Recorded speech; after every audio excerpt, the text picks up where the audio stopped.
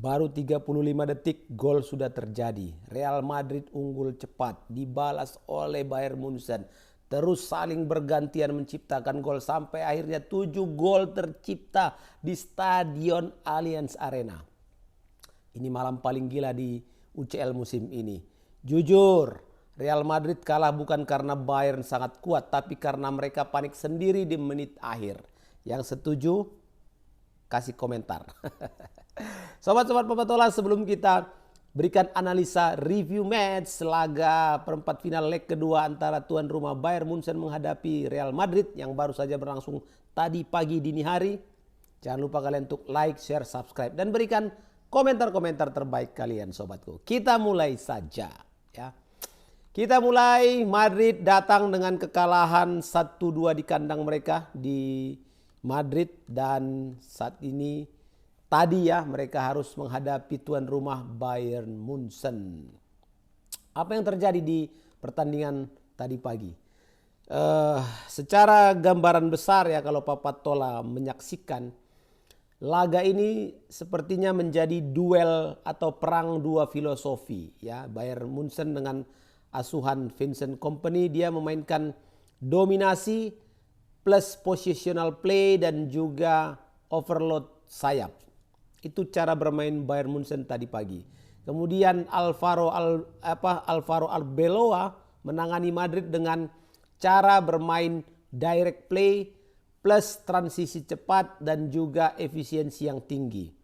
Dan uniknya dengan dua filosofi tadi yang saling berhadapan, 5 gol terjadi di babak pertama. Gila ini, gila. Ini temponya gila dan tanpa kontrol ya. Nah, tapi uniknya lagi babak kedua berubah total, lebih taktis dan hati-hati. Dan momen kuncinya adalah di mana saat Kamavinga mendapatkan kartu merah di menit 86. Jadi kalau kita melihat dari formasi struktur awal Bayern Munchen dengan formasi 4-2-3-1, mereka memainkan struktur yang yang kalau mereka build up itu langsung berubah menjadi 2-3-5 saat menyerang. Bayangkan ya, 2-3-5 di depan. Nah, di situ kita melihat Kimmich ya, dia menjadi inverted dan menjadi playmaker utama. Kemudian didukung oleh Diaz dan Olise yang main begitu melebar dan menjadi street defense ya kalau terjadi serangan dari Madrid. Nah, kalau Madrid sendiri memainkan formasi 4-4-2 hybrid dengan 4-2-3-1. Jadi kalau mereka lagi bertahan itu 4-4-2 blok. Saat menyerang berubah menjadi 3-2-5 juga. Dan trend invertednya bantu melakukan progres bola ke depan. Jadi kalau membaca ataupun menganalisa 7 gol, dan ini merupakan gol yang sangat-sangat baik, bagus, menarik, indah ya, komplit lah. Jadi kalau gol pertama Arda Güler itu murni kesalahan fatal dari Neuer ya, Emmanuel Neuer. Di mana Neuer ya terlalu tinggi dia waktu menjadi sweeper mode ya. Clearance-nya buruk, langsung ke Güler dan shot time, bayangkan langsung ditendang aja 25 meter. Melengkung pula itu. Syup. Cantik lah tendangan dari Arda Güler. 1-0. Nah, ini memang murni kesalahan penjaga gawang Munchen ya. Dan ini karena Bayern terlalu agresif, high line-nya terlalu tinggi dia. Dan Madrid langsung mengeksploitasi ruang belakang dari Munchen. Nah, kemudian dibalas oleh Pavlovic 5 menit. Jadi dalam 6 menit 2 gol tercipta. Nah, kalau ini memang betul-betul set piece yang dominan, di mana ada corner dari Kimmich kan, dan si Pavlovic ya memang positioningnya bagus, dan penjaga gawang Lunin gagal baca bola ya. Jadi Bayern sangat kuat di bola mati dan blockingnya Sam itu efektif. Dibalas lagi oleh Güler ya menit 29, lalu lagi tendangan cantiknya, tendangan bebas, melengkung. Ini free kicknya, chaos finishingnya, eksekusi langsung, dan ada sih tepisan dari Neuer tapi bola tetap masuk ya. Jadi memang luar biasa penampilan dari Arda Güler ini. Dibalas lagi oleh striker dari Bayern Munchen. Harry Kane menit 38. Kalau ini memang murni-murni adalah seorang klasik striker ya. Bagaimana Kane melihat ya unmarked di half space di ruang tengah yang kosong, kemudian melakukan finishing dingin, lengkungan lagi, dan ini memang movement tanpa bola. Jadi gol kedua Bayern Munchen ini praktis menaikkan aura pertandingan. Dan luar biasanya Madrid merespon dengan gol Mbappe di menit 42. Ini merupakan transisi yang mematikan. Kita bisa melihat aksi Vinicius melakukan dribble dengan dia menarik defense-nya Munchen, dan kemudian cutback ke Mbappe dan Mbappe melakukan finishing yang sangat cepat. Dan luar biasanya 5 gol tercipta di babak pertama. Di babak kedua Madrid menguasai permainan sampai dengan menit 86 di mana Luis Diaz menyamakan kedudukan. Ini momentumnya setelah kartu merahnya Camavinga ya. Jadi terjadi kombinasi yang cepat antara Luis Diaz dengan Musiala, kemudian ada deflection Militao sedikit dan gol ya. Dan titik baliknya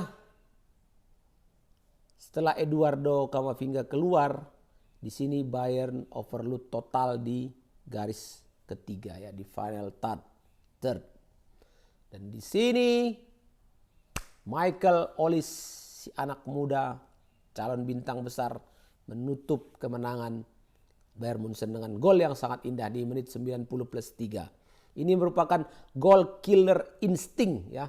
Bagaimana dia masuk dari sisi kanan sedikit, kemudian melakukan tendangan sampai menyentuh mister gawang ya, tiang gawang. Jadi curling tendangannya itu memang sangat-sangat bagus sekali. Jadi ini kualitas individu ya. Kalau yang ditunjukkan oleh Michael Olise ini kualitas individu. Jadi kalau turning point utama ini kejadian kartu merah Camavinga ya, dia mendapatkan kartu kuning kedua, dan ini merubah struktur bermain Real Madrid menjadi 4-4-1 karena terlalu sempit. Bayern bebas untuk melakukan overload. Disinilah momen kemudian Bayern membunuh Real Madrid. Secara taktikal yang mendalam, Diaz ini kalau di Bayern ya, Bayern Munchen, Diaz dan Olise buka lebar. Kemudian Musiala masuk mengisi ruang tengah dan Kane ya menjadi link play. Nah, efeknya center back dari Madrid dipaksa keluar sep ya, sehingga banyak ruang di zona 14. Nah, Madrid sendiri melakukan transisi yang sangat cepat dan mematikan. Pergerakan Vinicius, Mbappe sebagai finisher, Arda Güler sebagai kreator kejutan, tapi mereka tidak bisa menjaga kesinambungannya menjaga sustain temponya di babak kedua. Sepertinya ada kehilangan kontrol di midfielder. Secara duel kunci kalau Papa lihat, ada Joshua Kimmich duel dengan Jude Bellingham ya. Kimmich unggul di distribusi, tapi Bellingham punya impact yang lebih di transisi. Kemudian duel Vinicius Junior dengan Dayot. Secara one on one memang Vinicius unggul, tapi Dayot Upamecano punya kontribusi yang krusial di mana dia bisa melakukan 2 atau 3 blok yang sangat penting. Nah, Harry Kane dengan 1 golnya tadi pagi ini membuat dia mencetak 50 gol musim ini. Bayangkan 50 gol. Aduh, dan dia tadi pagi juga bisa menjadi playmaker tambahan ya, tidak hanya jadi striker. Kemudian di Bayern Munchen, kemenangan mereka ini karena memang mental monsternya luar biasa. 3 kali comeback. Kemudian variasi serangannya, set piece-nya dan juga open play-nya bermain dengan sangat bagus, dan kedalaman squad ya. Kita lihat bagaimana ada Musiala, Olise, Diaz, dan walaupun kelemahannya tadi pagi ada di mana mereka high line-nya terlalu riskan dan transisi defense-nya lambat. Nah, Real Madrid sendiri memang harus diakui menjadi klub dengan transisi paling berbahaya di Eropa. Efisiensi finishingnya juga tinggi.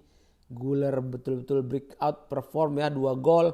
Tapi kelemahannya tadi pagi yang Papa lihat adalah game manajemennya tidak maksimal, buruk lah. Kehilangan kontrol setelah unggul dan betul-betul kolaps mereka setelah mendapatkan tekanan tinggi dari Bayern Munchen. Bayern Munchen akan menghadapi Paris Saint-Germain nanti di semifinal dan nanti akan kita buatkan lagi preview matchnya. Ini saja yang bisa Papa Tola sampaikan. Selamat untuk para fans Bayern Munchen dan Madrid. Sabar ya, sabar. Kenapa sih Madrid? Aduh, nyaris. Oke ya sobat-sobatku, sampai jumpa lagi di video-video Papa Tola berikutnya. Jangan lupa untuk like, share, subscribe, dan berikan komentar-komentar terbaik kalian. Assalamualaikum warahmatullahi wabarakatuh.